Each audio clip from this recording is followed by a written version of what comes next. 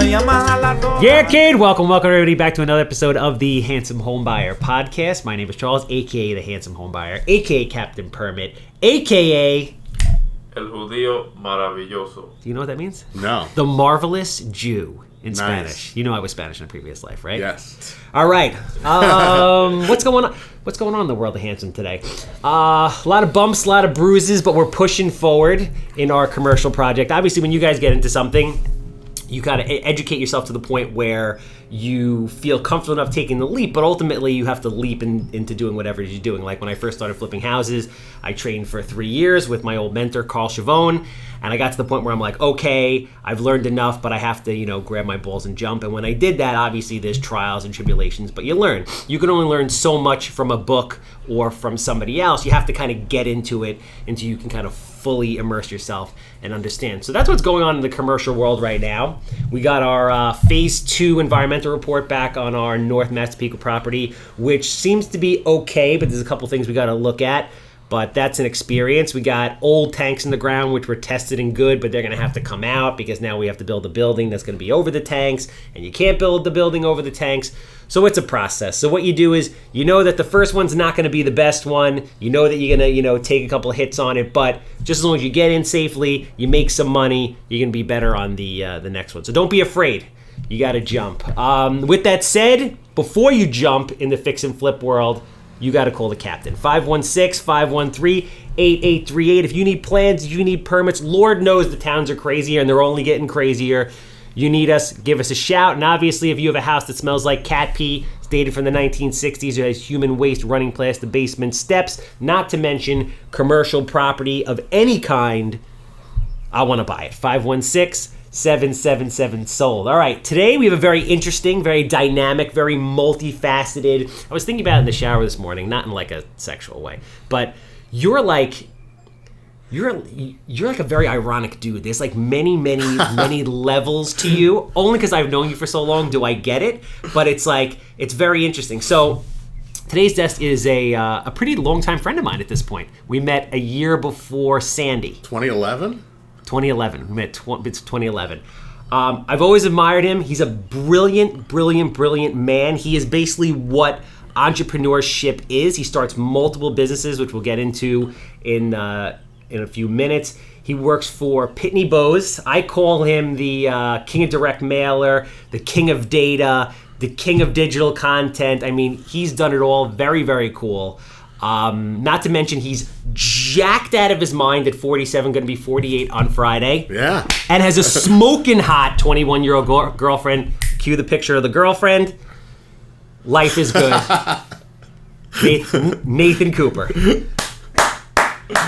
I love you, man. You know I love you. I love you. We don't get to spend enough quality time together. We don't. I remember, though, listening to your intro, the first time I met you, you had a stack of real estate books about this high. Oh, really? Next to your couch. I don't remember this. On Broadway, yeah. Dude, 65 West. That's right. Those were the freaking days. Shit. So 2011, I was 31. I hadn't been in the game yet, and I had a stack of real estate books. Wow. And I said, what are you doing? And you're like, I'm studying. Like, I'm just studying. Wow. And here we are 7 years later, and it paid off. I'm taking over the world. Yeah. So I guess at first I want to touch, because people that don't know you, you're a very handsome dude, jacked out of your mind, see you in the gym, repping out insane weight, and then you stop to have a conversation with you, and you're like, you have this voice of like, I'm trying to like, how do I say here? Like, some kind of like brilliant scientist. You have this kind of like nice, brilliant tone in the way you speak, and then you start talking to you and seeing what you do for a living, and it's crazy. There's just tons of layers of who you are, and you're just a very, very interesting person. So I've enjoyed getting to know you over the last 7-8 years. Thanks. I just try to focus on what I enjoy doing. So whether it's working out or building marketing campaigns or learning, right, mobile, because it's sort of new as a digital channel. I enjoy it. I'm passionate about it. So that's where my energy and enthusiasm come from. So you're now at Pitney Bowes. Yeah. Right. So you've been at Pitney Bowes for 7 years. You were telling me, right? Almost 8. I think it'll be 8 2 weeks. What I'm curious to know is, because you and I have never talked about this, even though we talked about pretty much everything, is I guess your career progression. I guess let's touch a little bit on what you do now. So essentially, and correct me if I'm wrong, I call you the incubator, but I know you'll say you're part of a team and people work with you, but I'm calling you the incubator at Pitney Bowes, meaning you would kind of work on cutting edge new technology that you would develop into a business for Pitney, and then at a certain point, once you've gotten traction, you kind of hand your baby off, and they kind of run with it. Right. So we function as a startup incubator, right? Generate ideas, build an MVP, a minimally viable product, test the market, test the waters, talk to customers, do some field testing, get something that's product ready, okay. And then we go before an investment committee and they'll make a decision on thumbs up, thumbs down. Is this something we want to fund? Do we want to build it bigger, better? Or do we want to hand this idea off potentially to a partner or a third party? Maybe it's better in their wheelhouse than ours if it's not core to what we do. Do you get it to the point where it actually does have revenue typically, or you build it up to the point where it's just like a ready to perform package perfectly done, and then they kind of decide like, do they want to run with this? Do they want to sell the idea, etc.? So the smart numbers guys on the team will build pro formas, okay. And they'll determine, okay, based on this product in this market with this addressable market size, we think it will do this amount in the next 1, 3, 5 years, right? So we typically think in terms of the value of today's investment dollar over the next 5 to 10 years. Okay, perfect. Got it. So, and now you're kind of doing something a little bit differently. You've brought it to that point for them, but you're actually physically building, running, generating revenue. You've become the second tier. Yeah. So typically, right, there's sort of that Chinese wall between the incubation and the actual sales and development of the business itself, and that's been left to the business partners. But with the current product that I've developed, it's called Synchronized Solutions, and it's basically a data-led mobile programmatic marketing platform. And I can explain with all those different words. There's a lot of words in there, right? But essentially, there was no one on our team to have the subject matter expertise to go sell it and market it. So I sort of jumped over the fence with the product to the business side. So now what I do is basically evangelize the product to prospects and customers, and I'm sort of the first line when we go talk to someone about utilizing it. Let me stop you right there for a second. People at home, you're starting to understand what I'm saying, right? You see him, he's pretty, he's jacked, and then he starts using words like that and talking in that beautiful rhythmic tone. It's just there's many levels. So I want to bring it back for a second, from what you're doing now to like kind of like your career progression of how you got there. Like, look, you were local Long Island guy. Born in Queens. No, bomb that one, huh? Born in Queens. Well, close enough. Queens. Where'd you go to high school? Hillcrest High School. Where is that? Jamaica, New York. Really? Yeah. See, more levels. And then college? Queens College. Okay. And then post-college? Adelphi. You went to grad school after college? For what? Business. No shit. Yeah. You have an MBA? No. A degree in finance. Okay. And then, obviously, huge change in, like, what within finance did you think you were going to do? At 22, 23, what were you thinking? So in college, I started a business with one of my longtime friends, George. Really? Yeah, it was called Dr. Detail. Okay. So it was based in Roslyn, New York, How come we never on talked Willis about this? Avenue. I don't know. Dr. Detail? Dr. Detail. And it's a car thing, I assume, right? Yeah. So it was wow. mostly super high-end, exotic cars that we would do hand wash. How old are you? 20. Wow. Okay. Yeah. And we did that for a couple of years. And what I started to notice as a trend was our best, wealthiest, nicest customers were all stockbrokers. Because Really? we were pretty close to both Garden City and, centers where there were enough office parks where you had a lot of brokerage firms. Okay. And so one day I spoke to one of our clients, Aaron Aronoff, and I said, Eric Diamond, who was partners with Aaron Aronoff. So they were former Lehman brokers. And Okay. They knew exactly like how to build a business from scratch. In terms of retail brokerage, and just said, hey, look, I want to do what you guys do.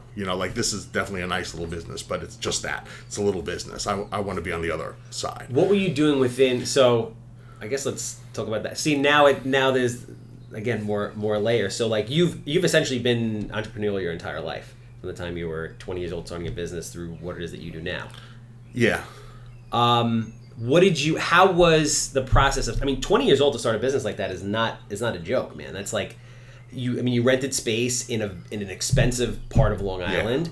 What was your role in the business? Did you run the business end? Did you actually do the detailing? Did you do both? How did that come together? So my partner George and I basically split all responsibilities. So we would go out, we looked for the location, we found the location, we would work on sales, marketing. We did the physical labor until we got to the point where we had enough revenue coming in where we could safely hire someone, and that freed us up to grow the business, right? Because what I found is if you're working in your business, you can't really work on your business, right? Yeah. You're caught up in the daily minutia of auto detailing, which is a hands-on, intensive, labor-focused job. You can't be thinking at the same... Well, maybe you could, but I couldn't at the same time. I didn't have the ability to think, okay, what's our next step? How do we outreach to dealers or used car lots or, build a mobile practice around this? Mobile meaning we have a van that's self-contained and we can go from location to location. We're not tied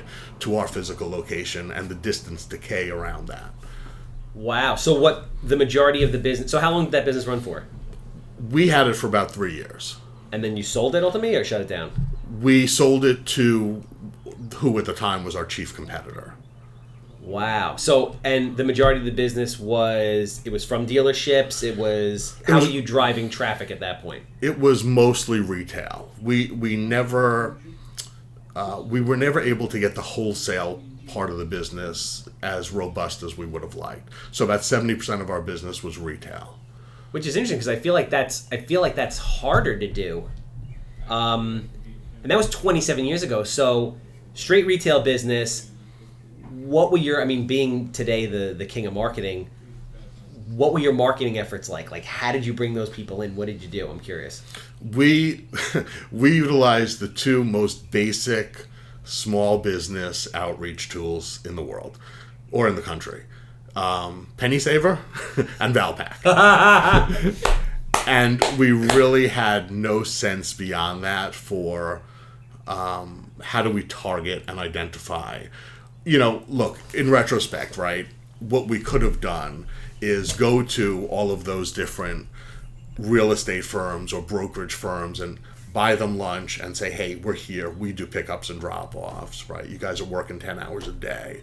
Your car could be done by the end of the day, right? We could have and should have done a whole lot more than we did. But again, those were things that we would have needed to work on. Okay. But we were working so deeply in the business that it was a constant rat race. But this is the process of like learning. Again, you're 20 years old. This is 27 years ago, almost 28 years ago. So like the world is very different. It's not like you didn't have the internet where you could just be like boof at your fingertips. Oh yeah, today that whole business could be run on Instagram. Yeah. That's an Instagram focused business. So you meet these guys from Lehman, I'm sure making a disgusting amount of money. Doing exceptionally well, $1 million producers even back in the day. And they took both me and my partner under their wing. So we both, when we sold the business, my buddy George looks at me and says, well, what are you going to do now? And I said, well, I'm going to work for, Aaron and Eric. He said, all right, let's go. Let me stop you for what was the point where you're like, I want to sell this thing, it's not going to work? Like, not that it's not going to work, or like, this isn't what I want to do forever. I think the excitement of the .com era, because we literally had people who were coming in who might have been a mailman, who suddenly had a Ferrari because he got a tip on a stock that quadrupled overnight, and he was either smart or foolish enough to take a mortgage on the house and put $200K into that idea. So now he's got $2 million. And we literally, that was not anomalous. We would see that every given day, week, month. Just people who, oh yeah, I'm just doing exceptionally. People who came in who you'd think, oh my God, is this guy homeless? How does he have this car? And he's on the phone the whole time we're working on his vehicle with his broker. It's like there's something happening that we're not a part of, and we need to be. What year was this? Was this late 90s? Yeah, mid to late 90s. It's funny you say that. I have a very close friend who he's in the IPO business. What I mean by that is he basically has relationships with brokers, and when an IPO comes out, he gets shares and then they liquidate it. Usually just liquidate it, right? So he was telling me about that time. He goes, he got in right after that, or like on the tail end of that, and he's like, there were guys that were making like insane money. Like they were ordering like sushi and cars for lunch. It's like tens of hundreds of millions of dollars. Like if you put .com on the end of anything, it was selling for $50 a share. Oh yeah, and our shop was only about a 10-minute drive from, the infamous Chop Shop Stratton Oakmont, and we literally had guys come in who were like 18 years old with like a 6-speed manual fry who couldn't drive it.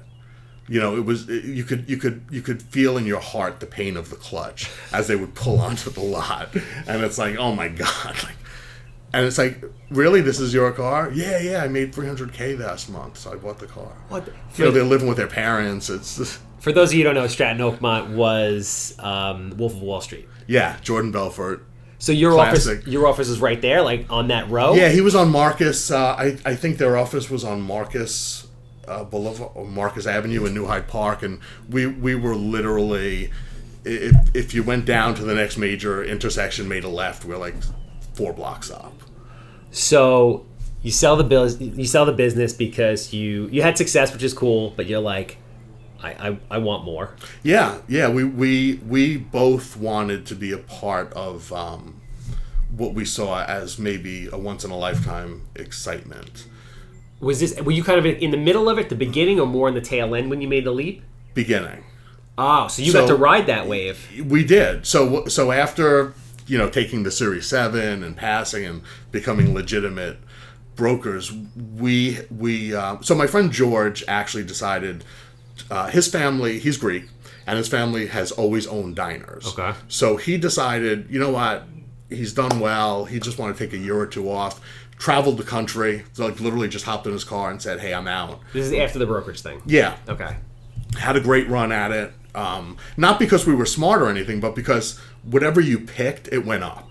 Right, so you look like a genius for a couple of years. For a couple of years? Yeah, probably had a good 2 or 3 years in there. So 2 or 3 years, it was just up. Anything with the .com was making money, and everybody loved you guys. Yeah, the hard part for me was cold calling. Literally picking up the phone 100 times a day, calling people and getting rejected by either their secretaries or assistants or wives or whomever.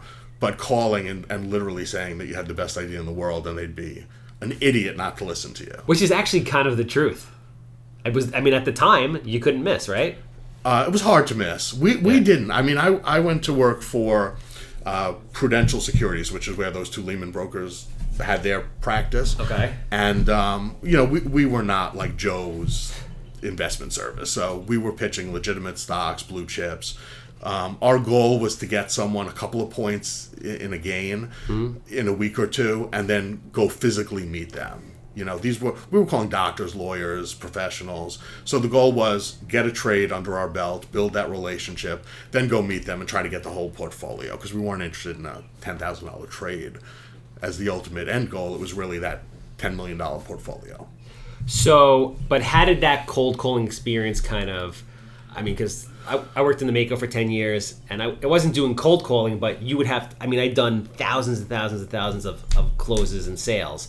I feel like it gets you to a point where, you stop giving a shit about what anybody thinks about you, and you become like comfortable with the uncomfortable, because it's an uncomfortable thing to be on the phone calling somebody 100 times a day being like, I want to sell you this, like you want this.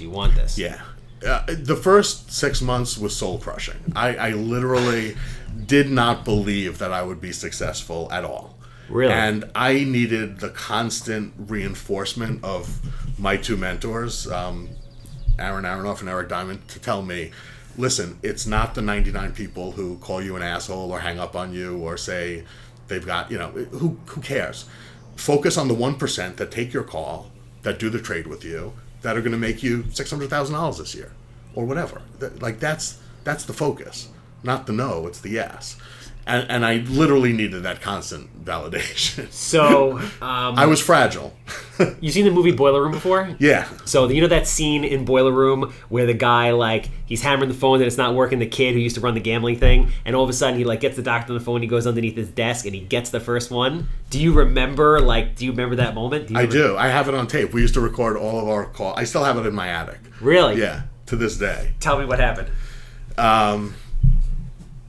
So it was, I don't remember what this guy did for a living, but again, we were basically calling doctors and lawyers, and it was probably about 3 months into it. So I had not opened an account in 3 months, having passed my tests and everything. And you're not really getting paid at that point, right? It's like $150 a week or whatever. I don't know how people that, fortunately we had money from the business that we sold, so I was okay, but I don't know how the other people who were not, didn't have a little bit of cushion were doing well, but and I just kept, for every objection he had, I came back with the right rebuttal. And I wasn't even using my pitch book. I mean, I had a pitch book that it was probably 30 pages long, and literally with tabs, I need to talk to my wife. Flip to that. Okay, here's the rebuttal for that. Yeah. They had it systemized like that. Oh, it was just read it and it will work. Literally. You don't even have to think. In fact, don't think. Don't listen. Just hear the cue and come back immediately with the right response.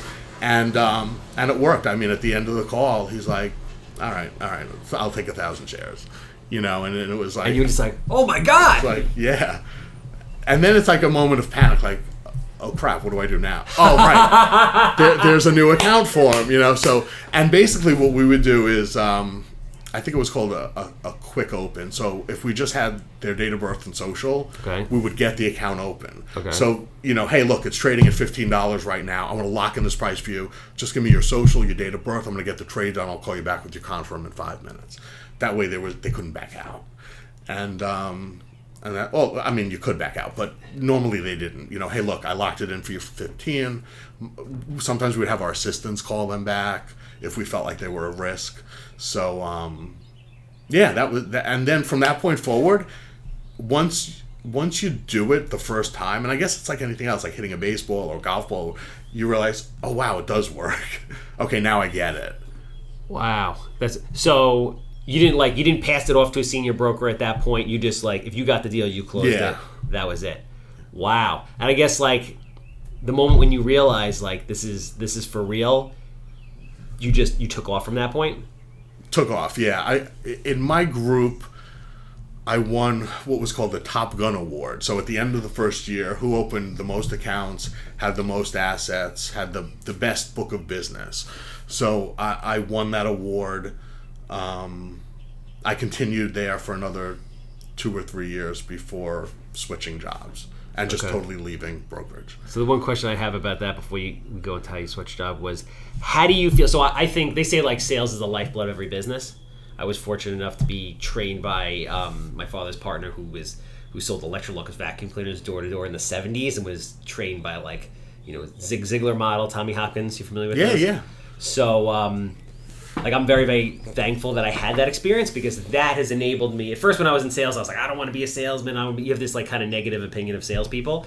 And then when you realize you can use your superpowers for good, it has propelled me through my entire career. So I'm kind of curious to know how that sales training experience, which is probably the best anybody could get, has helped you over the next 20, 30 years of your career. Oh, completely transformational. I think it's a combination of being born with the ability to understand what works, how to key in on people. I think there's something innately that either you have it or you don't. But beyond that, even folks that don't, if you're trained well, mm-hmm. you can gain those skills. And if you have those skills from birth and you can really fine tune them and hone in on it, then just the sky's the limit. And I've actually seen that in people I've worked with through the years. There's a very good friend of mine who I'm trying to get hired into our company who has never sold software or technical services before, but I know him well enough to know that, you know, he could sell ice in Antarctica. That's just the type of person he is. He builds relationships, he builds credibility, and he connects with people in a way that makes them want to buy from him.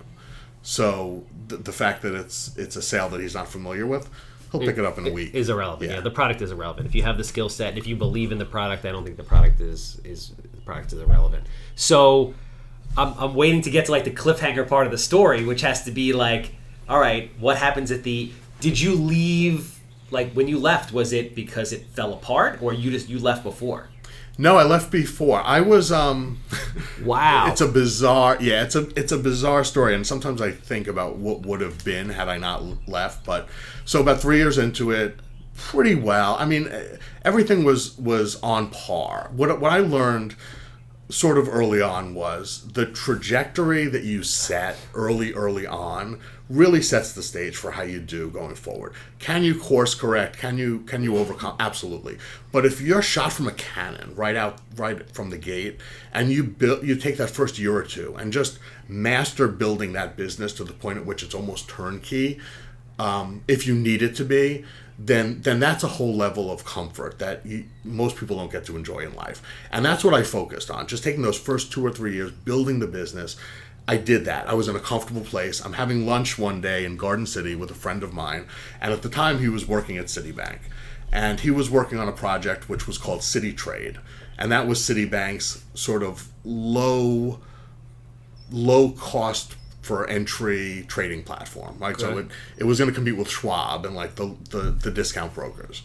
And the way he was explaining it to me, and this is not a guy who's a talker, so it wasn't his language, but I got just super excited about it. And I said, wow, this isn't built yet.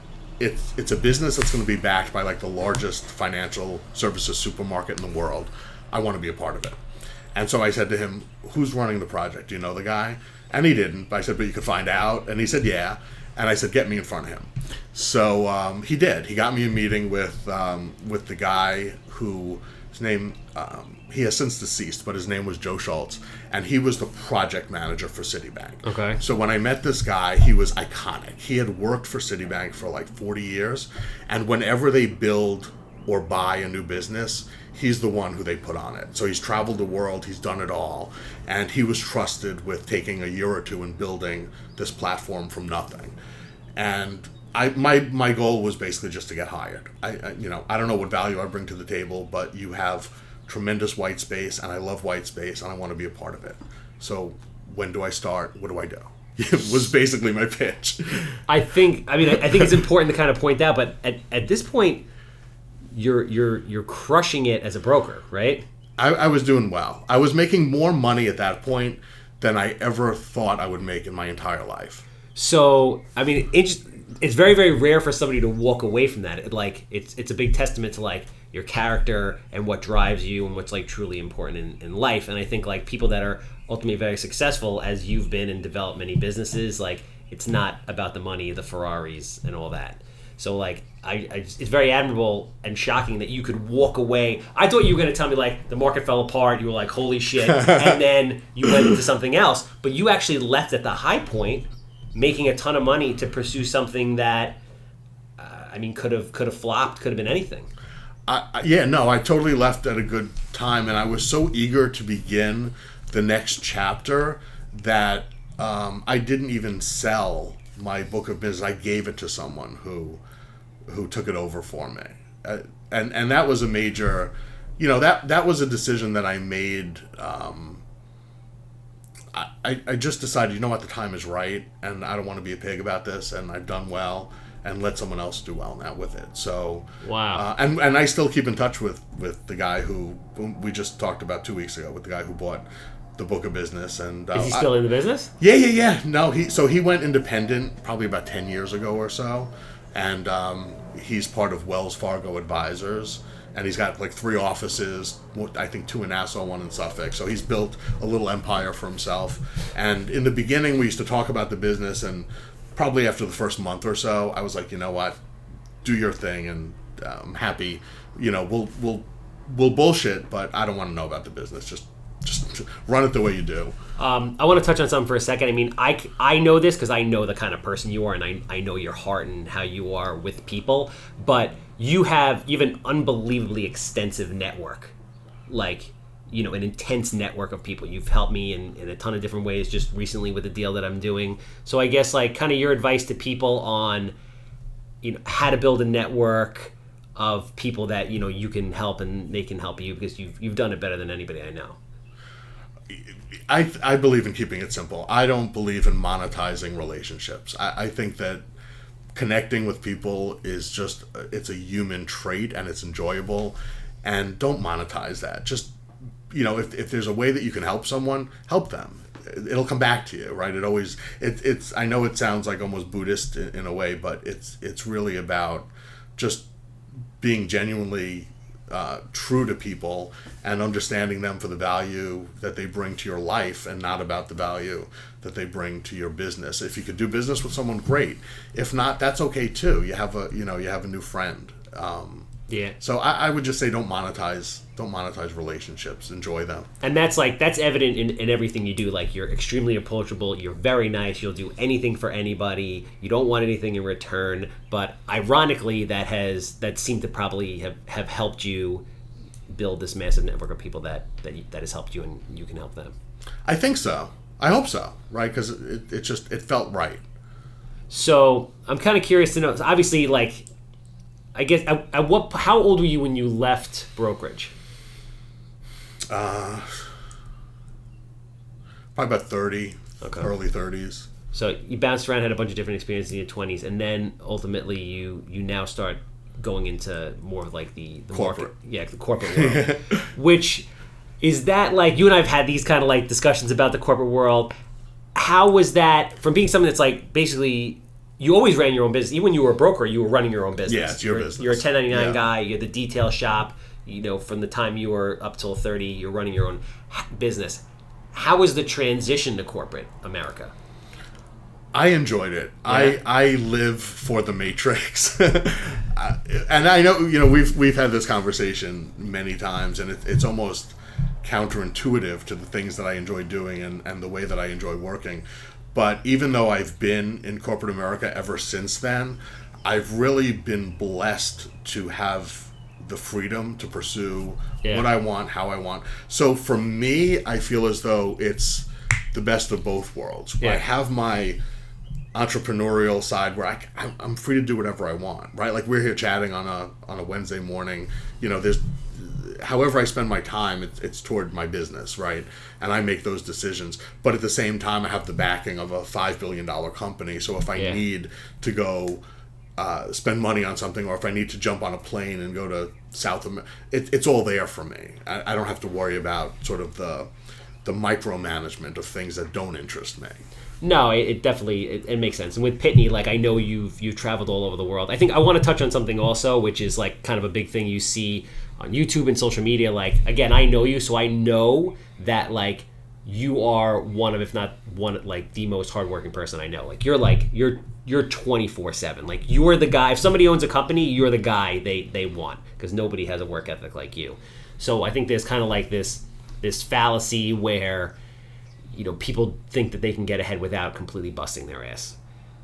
No, yeah, I feel like if I'm not moving forward, then I'm moving backward, and there's someone else gunning for every client that I have, every campaign that I run. Someone else can do it too, right? So, I think part of it is I genuinely enjoy what I do, so my energy and enthusiasm drive me. It's not.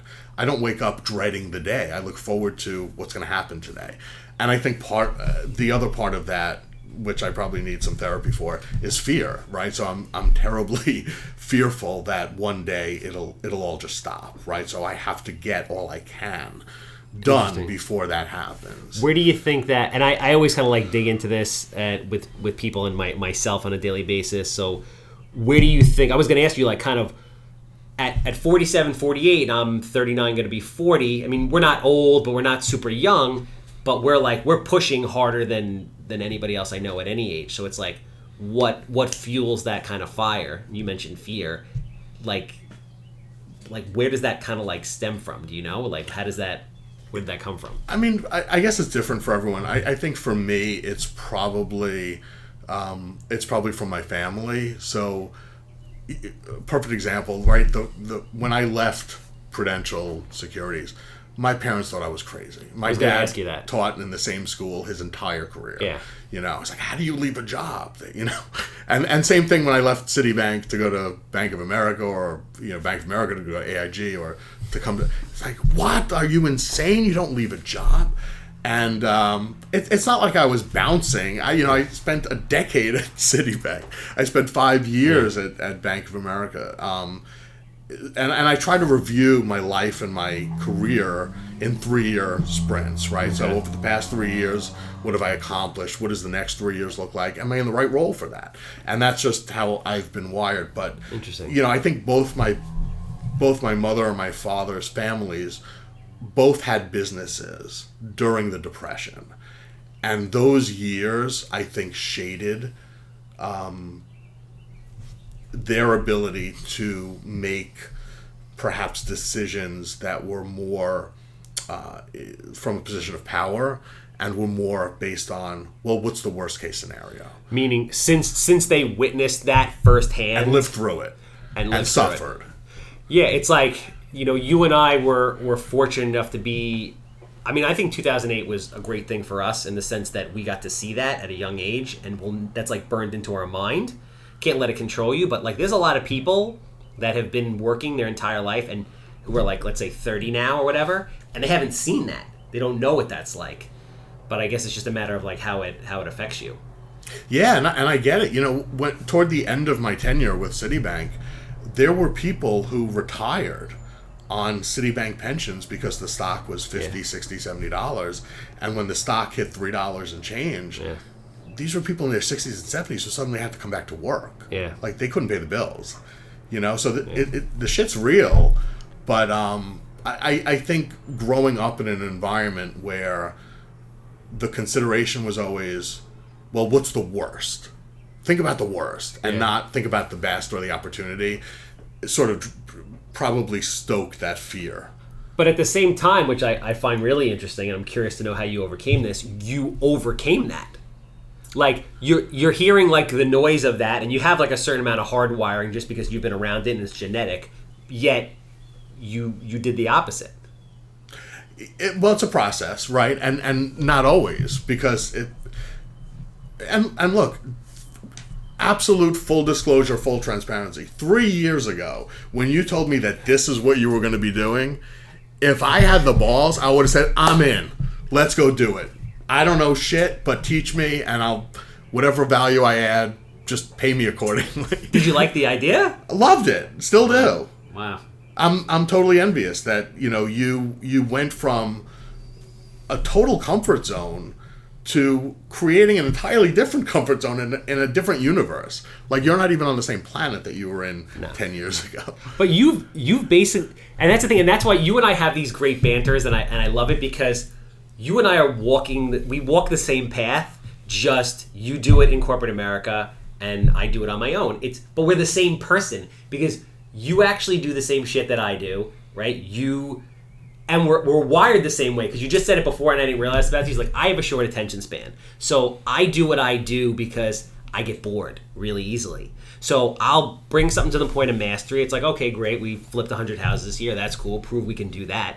And normal people, like even my family's like, why would you want to change that? Like, I told my mom, Mom, I'm going to build like 120 unit assisted living facility. And she looked at me, and it's not that she's not super supportive. She is. She's amazing. She used to wheel me through the supermarket when I was drooling on myself and telling me I'm a prince and I could do anything, right? That's the reason why I can do this. True story. But she looks at me like, you've had all this success doing this. Like, why would you ever want to change that? But for me, like what you said, I'm bored. What's the next challenge? So you and I are the same person. We do it in different places. Yeah. Although, again, I feel like I need that safety net to do it, right? And you don't. You walk the high wire, and there's nothing but ground below you, whereas I have multiple levels of corporate safety. Yeah, I mean, I guess, but then you and I have also had the conversation where everybody has their own beliefs, right? Who's right or wrong. You believe that, and then I believe that working for somebody else is a very risky thing. You happen to be in the 0.001% of corporate employees where you are so valuable and so good at what you do that it's very hard, like nearly impossible to let you go. So like you're good there. But for the average person who's not, Nate Cooper, master of all, they can like be gone like this. They walk in one day and, here's your severance package. Have a nice day. Yeah. So for me, it's like, yeah, I feel that there's a certain amount of risk, but at the same time, like my fate is my own. If I decide, if I don't succeed, it's my fault, right? I'm not going to have somebody pull the carpet out from underneath me. So it's interesting. I have been pushing, and I will push until the day that one of us passes where one day you are going to do something and I am going to fund it, part of it, be a part of it, because like you're one of the most brilliant people I know, and I want to be a part of it. I want to see it happen. So I want to transition into, and this also fascinates me too, because I'm 39, so I'm not really tech savvy at all. I don't know if it's that I just don't have that chip in me, it's generational, or I don't have the attention span for it. But you at 48, stereotypically, someone would say that's not the age group of someone that's like super tech savvy, yet you're as tech savvy as like, any 17-year-old, 18-year-old, 22-year-old tech kid out there. So what was that kind of transition like? You just like the challenge? Like how are you? Yeah, I needed to sort of self-teach on technology because, having been in marketing for a really long time, right, and being really a student of the game of marketing, I enjoy sort of learning about the madman era of marketing, the golden age of TV,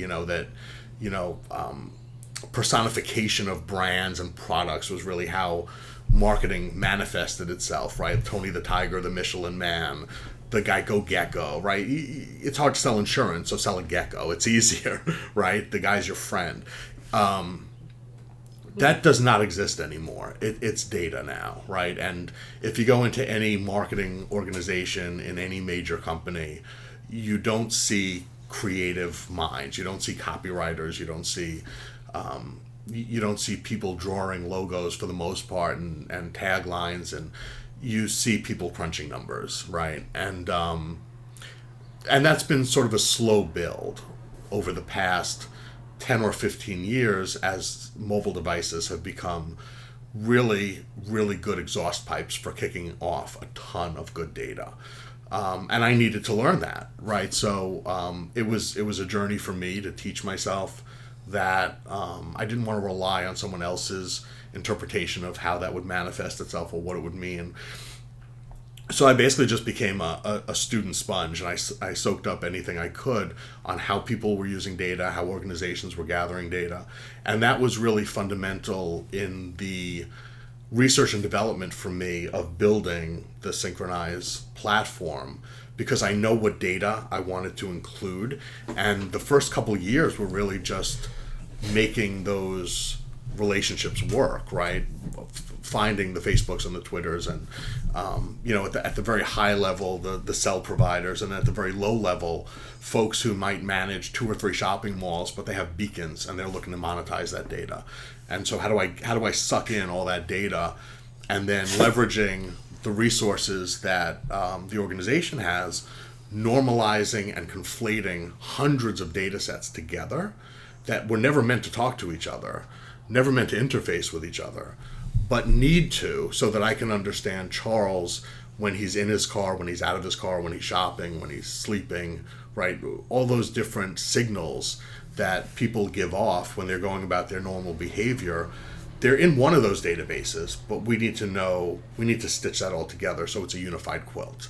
And that was the hard part. So essentially, people, if you think the man is watching you or knows what you're doing, guess what? He or she does. Like at any moment. So I mean, how do we even go into this? So I want to talk about what you're doing now and how it relates. So you essentially use that to aggregate data for the biggest restaurant chains, the biggest mortgage providers, the biggest financial service companies in the world. Like, everything is now mobile. The days of value pack and penny saver are done. So, like, how are you using social media and mobile data to help people market now? Yeah, so essentially, instead of marketing broadly and hoping to catch the right audience, which is sort of a shotgun approach, right? You kind of fire a shotgun, you hope a bird flies by. That's like very past. So what we do now is we identify people individually by their signals of intent. So if you Google for a Mazda, for example, right?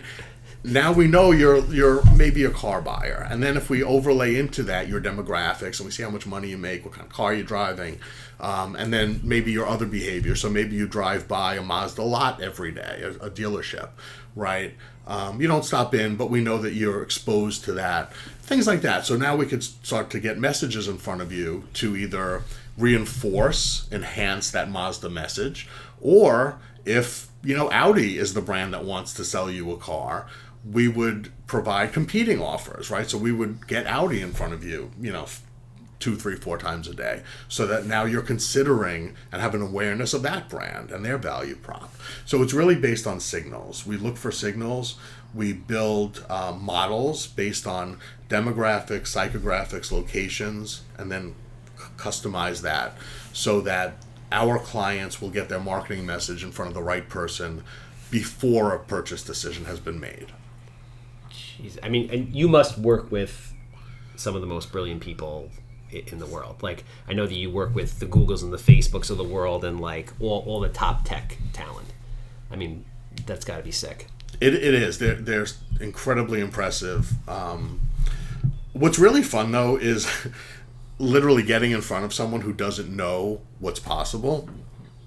Meaning like a company. A company, yeah, okay. Who's looking to market. We because the stuff you do this is like next level shit, man. This is like it is. There's very few people that talk the way we do, because there's a lot of digital marketing companies. They're not, for the most part, soliciting their services because they're very focused on one aspect of the entire delivery process. We're focused on the entire aspect. So we build the campaigns, we buy the media, we even do the creative, right? So we have a creative agency that we work with specifically to build our clients' creative, get the right message across, the look and feel, the branding. And so the only folks that we really compete with are the major agencies. Of which there are not many, and of which are mostly focused on the $100 million plus accounts. Okay. So we're happy to take everything below that, right? That we can. But just to get back to the point, the most exciting thing for me is to get in front of a client and tell them, hey, we could take your concept. Here's how we can market it. Here's who we can get in front of, and we can do it in a way that promotes what looks and feels to the prospect or customer like a one-to-one communication, but at tremendous scale globally. Yeah. And that's, you can see kind of like the light bulb go on and like, wow, that's pretty impressive. And this is your baby. You like dreamed this up in like the shower one day. I can't take full credit. Our CEO at so part of what we do is a business review process, and this took place many, many years ago.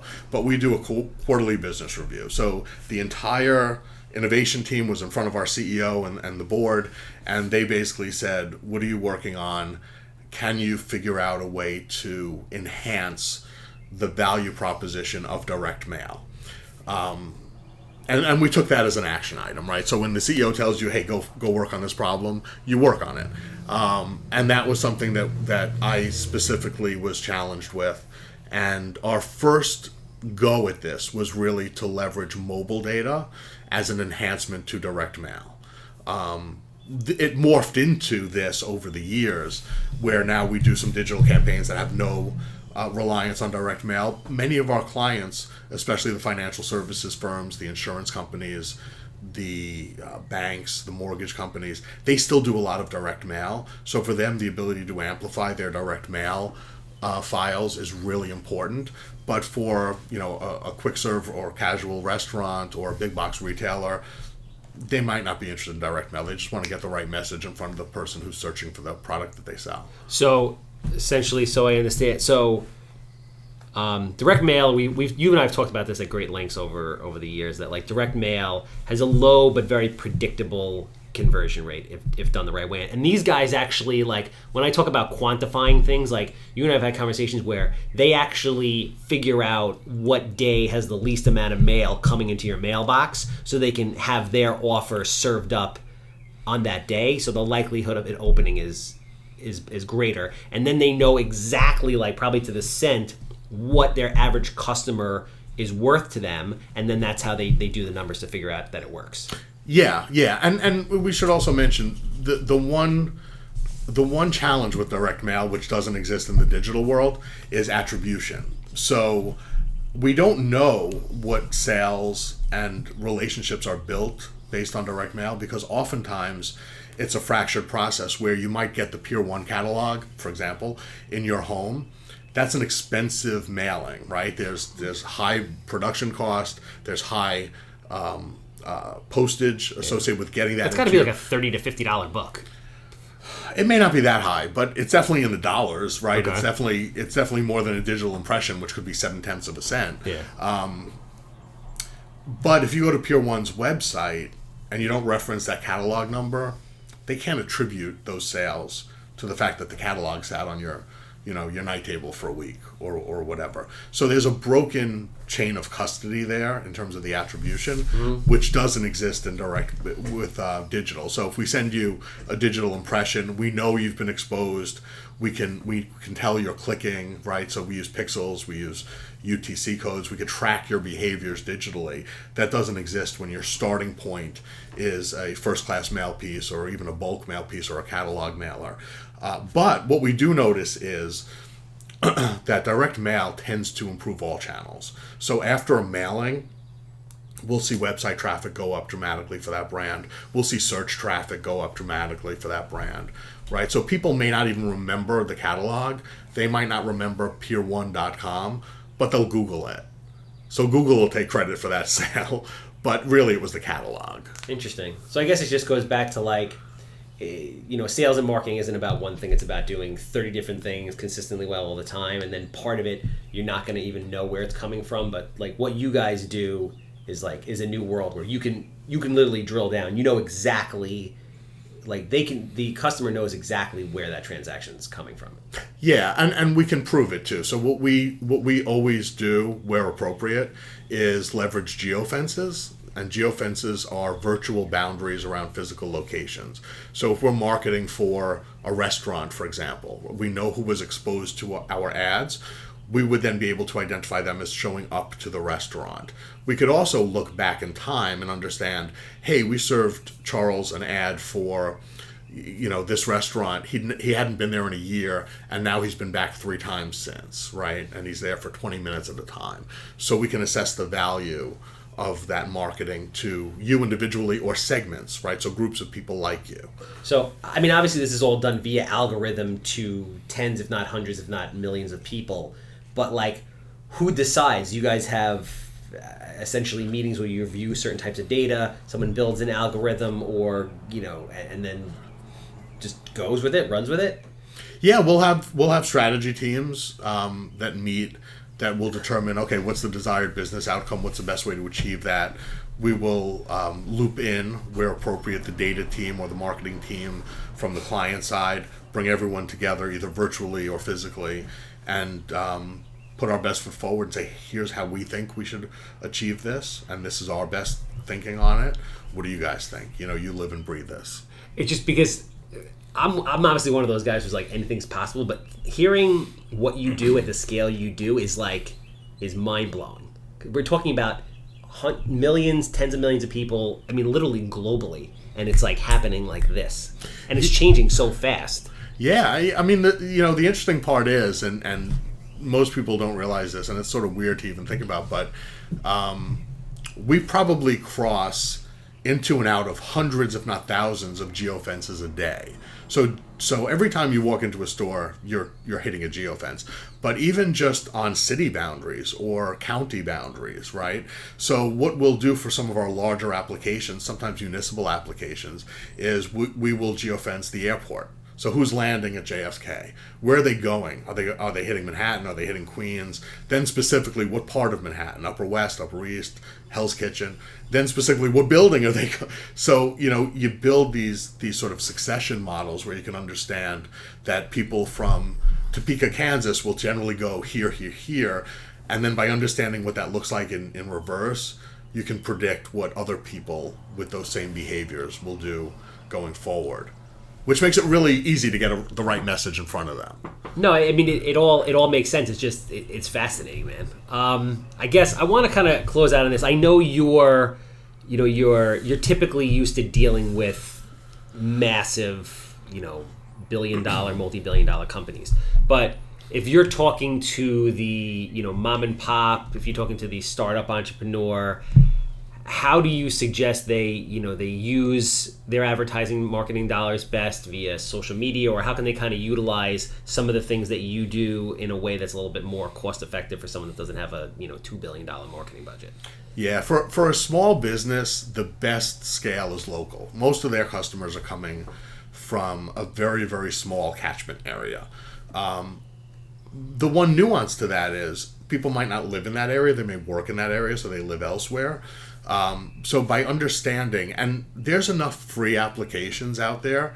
In fact, Facebook has one, Twitter has one, Instagram has one, where you can tell them who you're looking for. And if you're the dry cleaner or the pizzeria, right, like Gino's Pizza, I get their Instagram. Best buffalo slice ever.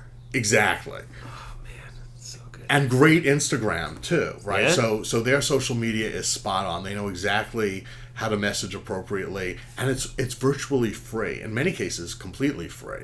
That's the starting point. You're not talking about sponsored ads. You're talking about sponsored ads. Both. Having good content is key, and Okay. you need that first. Once you've maxed that out, sponsored is probably the next level. And then once you've really mastered the social aspect of it, because that's rubber hitting road for a small business, right? Those one-to-one relationships and then scaling them. I would then think much later in the process toward an overarching third-party driven marketing program, because we're not going to bring people from out of town to a restaurant or a dry cleaner as a destination. That's really, really hard to do unless they're in a mall or a shopping district where people are coming for other anchor type reasons.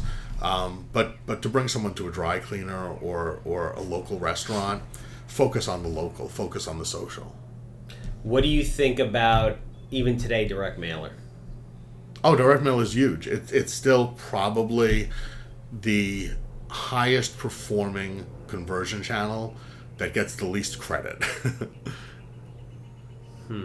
But if for someone who wants to take the next step, my wheels are turning. It's direct mail and then mixing in some kind of a mobile component where they get touched a certain amount of time after they get the direct mailer.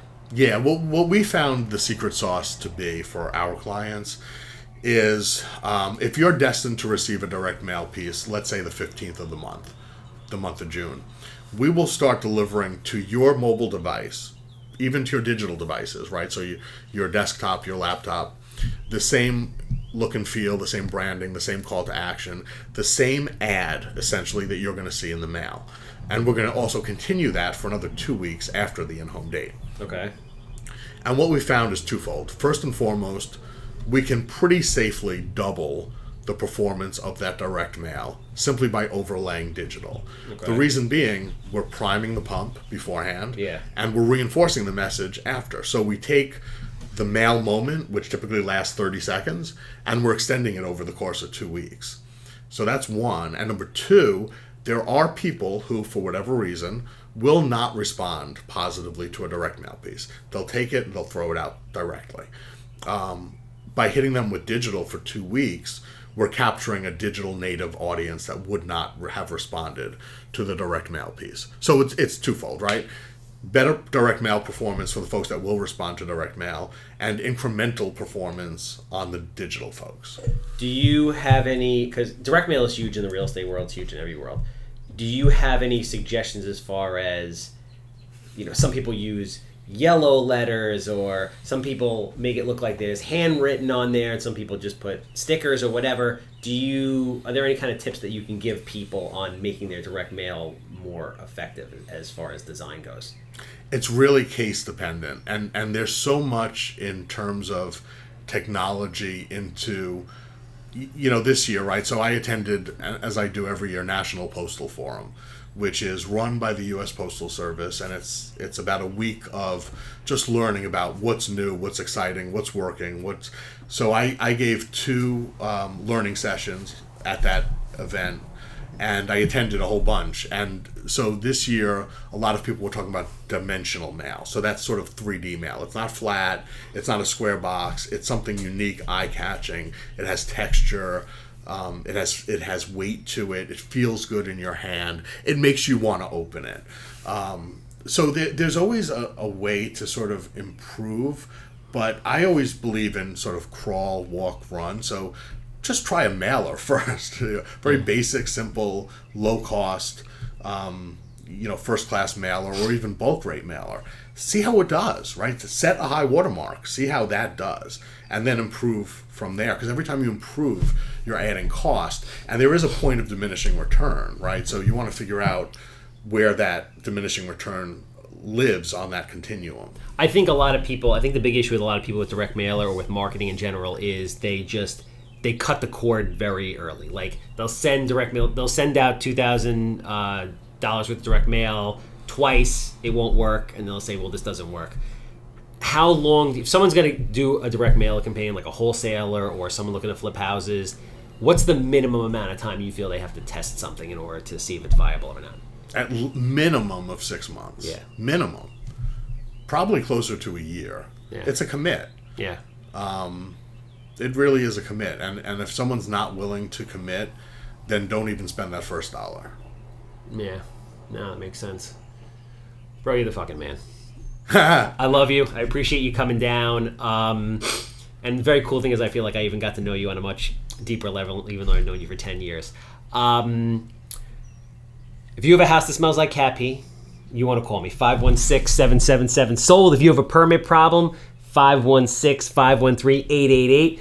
Got to call the captain. Do you want to put your stuff out there? Your information out there? No, I'm good. No, you good? Yeah. All right, cool.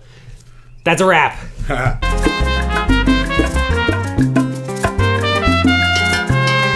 Orgulloso estoy de mi herencia judía. Benjamín Leben Shlomo, cuando me llaman a la torre, así me llamo yo.